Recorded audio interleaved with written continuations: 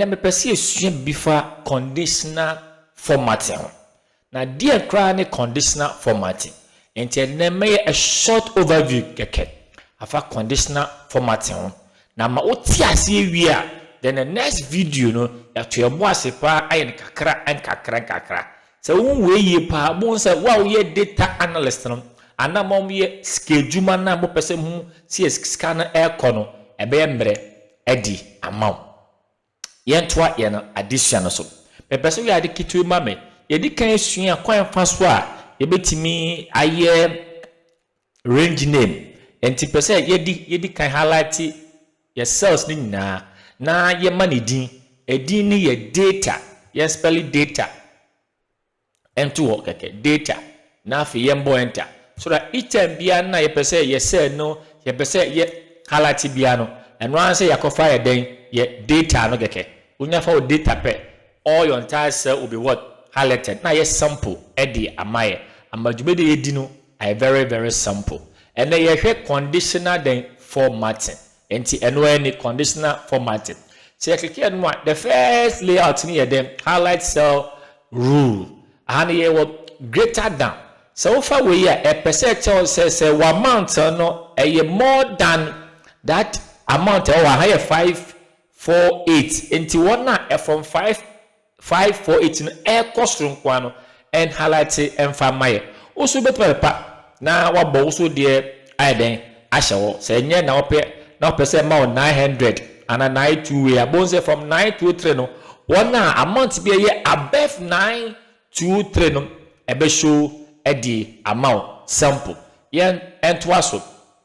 in the second one so less than on the first one here greater than we show less than and this a certain figure now person one na here less than that figure na pe ni na be ma color baako edi amount ye beto e boase clan no betimi asan to we say we just overview again yen hwe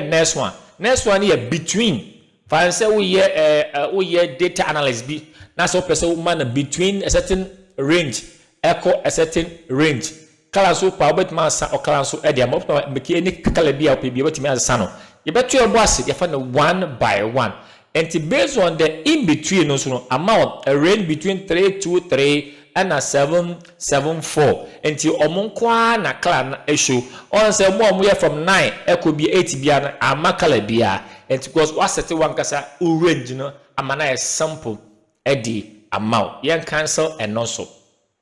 yen hwe den na san obium yes san wo duplicate hokwa na hiam kese pa so person who duplicate value amount etimi duplicate ewo ma bo say amount na ye wo 93 ye wo 953 wa the same thing na and san ewo ha say wo ha ye wo de your 654 bo say eno so apie and say wo ye data analyst and na say wonya a lot of data but person who say e bi duplicate here and once we call conditional formatting so ebeya amount very very simple yen to aso yes our top row we are top bottom row 2% of first 10 item amount and also ebeya more kama e dia mawa and ye what the data bar no so on say o pick and more light amount colors the esono on say colors no ebeso on say we say eso enti won say amaye eyakwa afili krewi we 962 amana fele 971 on say no o so akra esen we no ye hwe de swa we su ama 23258 on say no so ho ye wo one so on say one de no eswa enti de mo amount no eye kese no na wo klan so eye kese eswa so a obon say ebeswa e de amount ye gofa ye data na e halati emfa emaye ye nto aso yen hwe ye color ebisu e wo ha se kama enti we na ye color e chere se amount no se edozu no se esu a ni nyina so e wo ho e de maye yen bra ye icon no so ye wo icon so wa so in case obi person ofa we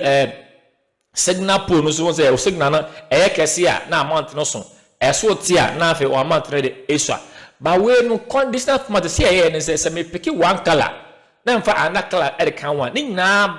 be fra amana e wa enti ebi o wa uyisu eboa ebi o so uyisu a ensa damboa eni se ofa one color na se o person ofa different color de obeya ne se odi kan eko ofa wie na se ompa yen kwa ase ho ye wa clear rule ho wodo fa clear rule na then what for clear rule from selected word cell o pick ni na beko edi amount and where fundamental awo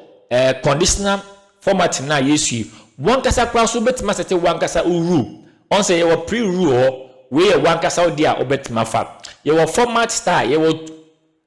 two color scale yes our three color scale your data bar your icons so edi o enti we no eye ento boase me say we ye part 1 of conditional formatting na ye meto boase pa na fi ya peke no one by one wati ase awie no na fi afa colors no na di juma ama woni agye this particular